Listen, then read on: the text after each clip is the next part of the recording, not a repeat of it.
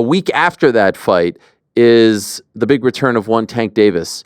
And he's returning to fight Lamont Roach. And we were talking a little bit about him, but now we've got kind of the complete picture.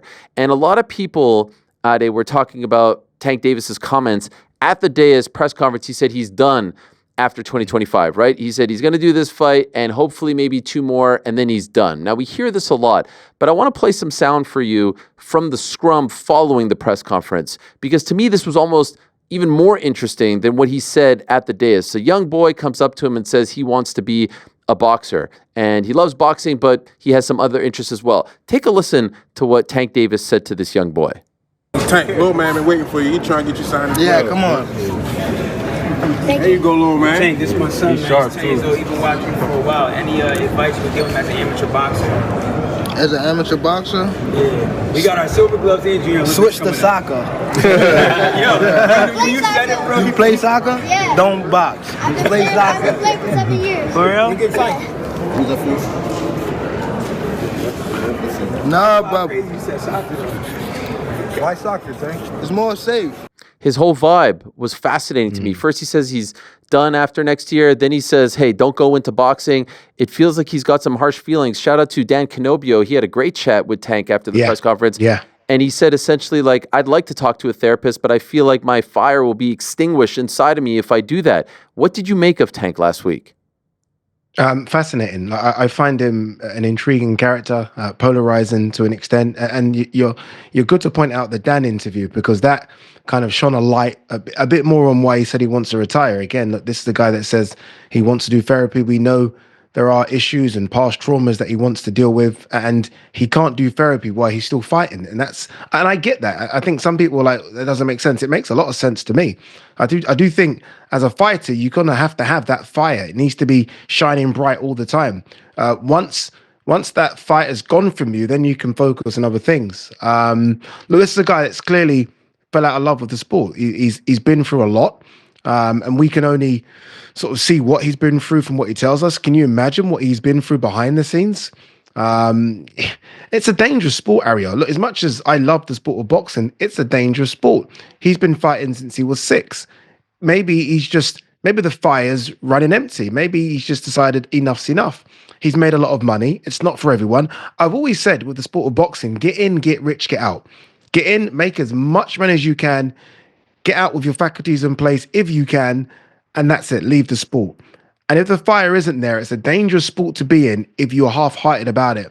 And right now, I almost feel like he's tiptoeing around the sport of boxing, and he's going to come up against someone. And look, I still think Tank's a pound for pounder, by the way, but he's going to come up against someone that is 100% in it, as opposed to Tank, who seems to be in it when he wants to be in it. And I'm all for him retiring if that's what he wants to do. I still think there's a lot to offer. There are some fantastic fights out there, but he's got a lot of money. He's got a young family, and he sees that as his priority right now. And I have no problem with that. Do you believe him? Do you believe him when he says he's done after next year?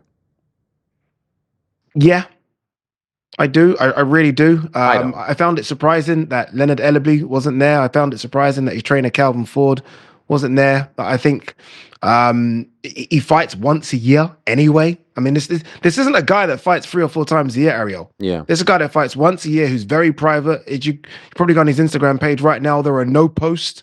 He almost doesn't want to be there. He doesn't want to be in the limelight. He only started really speaking publicly about 4 or 5 years ago. Obviously, Floyd was doing all the talking for him. This is someone that doesn't necessarily care to be on the front page of magazines. He just wants to make enough money and then retreat back into the wilderness. And he does that all the time. So I wouldn't be super surprised. Boxers always say they're going to retire and then they come back. But I wouldn't be surprised if he looks at his bank balance and think, we're okay, we've done enough. Well, you're 100% right. He's getting paid a lot of money, and he is certainly set for life. He just turned 30. He turned 30 last month. So let's just say, all right, end of 2025, he's 31. I just don't believe there's big fights out there. He got super fired up when a reporter suggested the Shakur Stevenson fight. He says, who's he? What has he done? Who has he beat? All right, I get it. But maybe at the end of, 2025 with, the fight coming up and then another one under the Matchroom umbrella, maybe he does entice Tank Davis. There's also obviously the Ryan Garcia fight. Let's see what he does. And there's the other gentleman, there's maybe a Devin Haney fight. Who the hell knows? I feel like there's always been these fights with Tank. There's always been these fights. And for some reason, so young. We've not had these fights. He is so young. But again, it's a dangerous sport, and maybe he just feels it's time to get out. Oh, maybe it's like a 2-3 year break, but I just don't think that at the end of 2025 we never see him again. I for one hope not. I for one think that he has a lot to offer.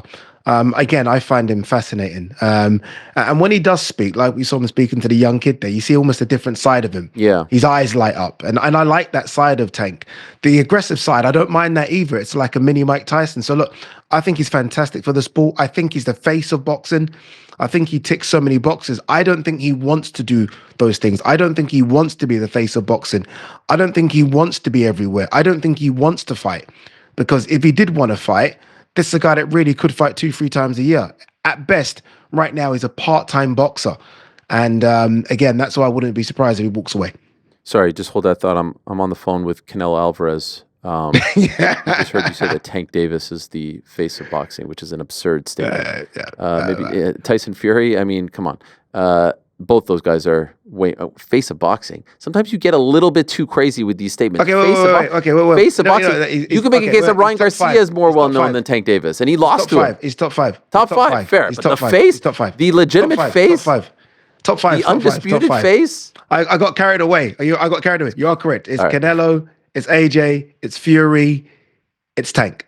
Ryan's in that conversation too, whether we like it or not. Ryan's in the conversation. I don't think Ryan's a bigger face of boxing. No, but he's in the conversation. Tank Davis is in the conversation. Your level of interest in this fight on March the 1st, right across the bridge here in Brooklyn, back in Brooklyn, Barclays, Tank Davis, Lamont Roach, a fight that really should be happening in D.C. It's Maryland, it's Baltimore versus D.C. I don't know why it's not happening at the Verizon Center over there, whatever they call that arena now. What do you think? Your interest? I'm always interested in a Tank fight. Like I would watch every single Tank fight, but I watch a lot of boxing, so I don't know if that means anything. Yes, at 1 to 10, 1 being not interested, 10 very interested, 6. Just because he's must-see TV, right? We don't just get him off. Just because he's must-see TV. Yeah. I mean, it's the same interest I had for Frank Martin. Right. But I guess Frank sold the fight a bit more because they went at each other. These guys are friendly. They know each other. They have a history as well. They've got an amateur. Yeah. I thought Lamont did a good job. I thought he was carrying, his weight at that presser. Both pressers. They had 2 last week. I don't think he was. By the way, one thing is clear. Gervonta is really undersized. I mean, when you look at Lamont, who's coming up in weight, and he looked bigger than Gervonta. I mean, Gervonta, I know a lot of people saying, Gervonta should fight these guys at 140, and he's far too small. Like, I look at Gervonta, and Gervonta really should be a 130 fighter. Yeah. If he was super dedicated, I mean, he's fighting above his weight class. So as much as people were saying that he's calling a guy below his weight to come up, Lamont probably walks around bigger than Gervonta. So I think this is, size-wise, at least an even fight. That's part of his brilliance as well, right? So small, yet so damn powerful.